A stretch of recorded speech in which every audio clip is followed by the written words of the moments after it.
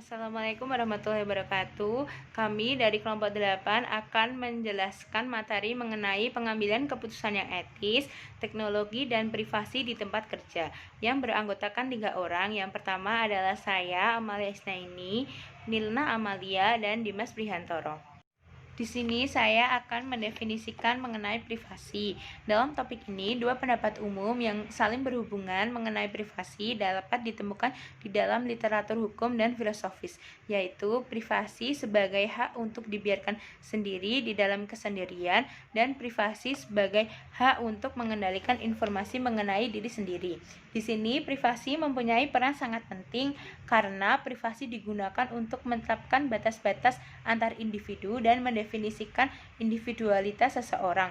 Hak untuk mengendalikan informasi dan keputusan pribadi yang sangat penting nantinya akan membantu kita menjadi orang seperti apa ke depannya. Di sini dalam kerangka bahwa kita menghormati martabat inheren dari setiap individu dan hak setiap orang untuk diperlakukan dengan hormat. Kita harus mengakui bahwa keputusan dan informasi pribadi tertentu sepenuhnya merupakan wilayah eksklusif mereka. Selanjutnya, saya akan menjelaskan mengenai sumber-sumber etis dari hak privasi. Hak privasi didasarkan kepada hak otonomi yang bersifat fundamental dan universal, pada hak untuk membuat keputusan bagi diri sendiri tanpa adanya suatu batasan.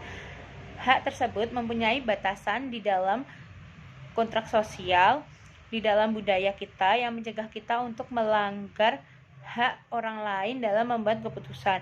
Menurut filsuf Patricia Verhan, menggambarkan batasan ini sebagai kewajiban timbal balik, yaitu untuk setiap individu yang mengharapkan orang lain menghargai otonomi pribadinya. Individu tersebut juga memiliki kewajiban timbal balik untuk menghormati otonomi orang lain.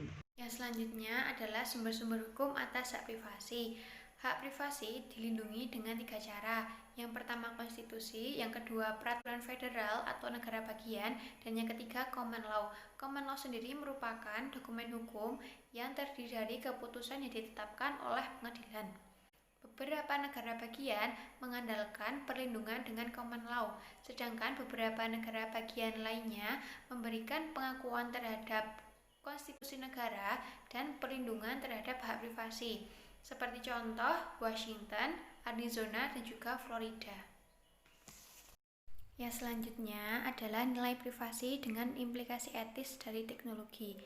Dengan adanya perkembangan teknologi yang semakin cepat, ini memberikan tantangan tersendiri bagi nilai privasi di dalam dunia pekerjaan dan tentunya memberikan dampak positif serta dampak negatifnya.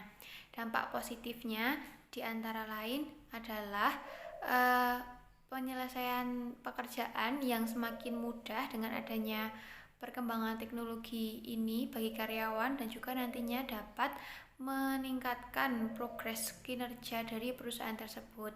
Dan dampak negatifnya adalah tidak jelasnya batasan antara hal privasi dan hal pekerjaan. Seperti contoh, beberapa karyawan melakukan penyelewengan waktu kerja yang digunakan untuk keperluan hal pribadinya, untuk mengakses media sosial atau yang lainnya. Atau malah sebaliknya, seperti contoh pada jam tidak kerja atau libur terdapat panggilan pekerjaan, mengingat bekerja dapat dilakukan dimanapun dan kapanpun melalui sarana panggilan dari gawai atau internet. Hilangnya batasan hal privasi dengan hal pekerjaan ini juga dapat menurunkan motivasi bekerja para karyawan, sebagaimana yang telah dicontohkan tadi, di mana waktu pribadi yang digunakan untuk bekerja ataupun perusahaan yang menuntut para karyawannya untuk bekerja secara maksimal.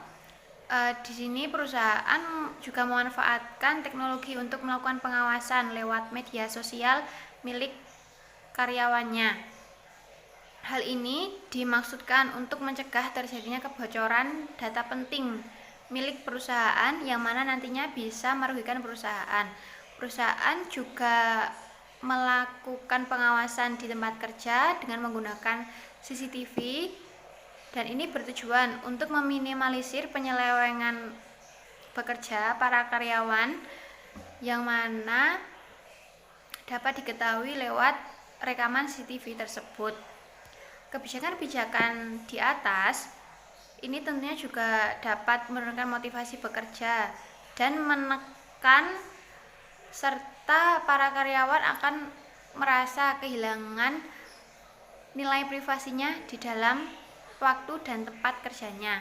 Oleh karena itu, seharusnya terjadi kesepamahaman antara perusahaan dengan karyawan mengenai apa yang diharapkan dari penggunaan teknologi dan dampaknya terhadap nilai privasi di waktu dan tempat kerja. Namun terdapat kritik bahwa Gmail telah melanggar prinsip dari Google itu sendiri, di mana Google dapat memindai pengguna email sebagai target iklan berdasarkan isi email mereka. Bukankah kepercayaan merupakan hal terpenting dalam perkenalan dengan teknologi baru? Ketika konsumen mengandalkan teknologi yang digunakan suatu bisnis, mulai email sampai internet, dari ponsel hingga laboratorium medis, mereka akan dengan mudahnya beranggapan bahwa bisnis tersebut akan menjaga privasi mereka. Sebuah bisnis harus dapat mengantisipasi pandangan para pemegang kepentingan agar dapat membuat keputusan paling efektif bagi keberlanjutan jangka panjangnya. Kemajuan teknologi seringkali sulit dipahami oleh publik, dan karena itu selalu menimbulkan tantangan. Bagaimana mengelola hasrat wirausaha dengan cara terbaik bagi momentum kedepannya demi kenyamanan dan keamanan para pemegang kepentingan. Semisal, Google merupakan mesin pencari berbasis internet. Moto dari Google itu sendiri adalah perintah deontologis, yang artinya jangan melakukan kejahatan. Dan maksud mendefinisikan secara tepat apa yang dimaksud dorongan melakukan kebaikan dan melakukan hal secara benar dan etis. Contohnya, Google tidak mengizinkan iklan senjata. Tentu hal itu akan merugikan para pelobi senjata. Maka orang mungkin mengharapkan bahwa Google seharusnya peka terhadap kepentingan para pemegang kepentingan dalam mengembangkan teknologi baru. Google yakin bahwa mereka telah memberikan nilai kepada masyarakat dengan menciptakan email yang bernama Gmail. Namun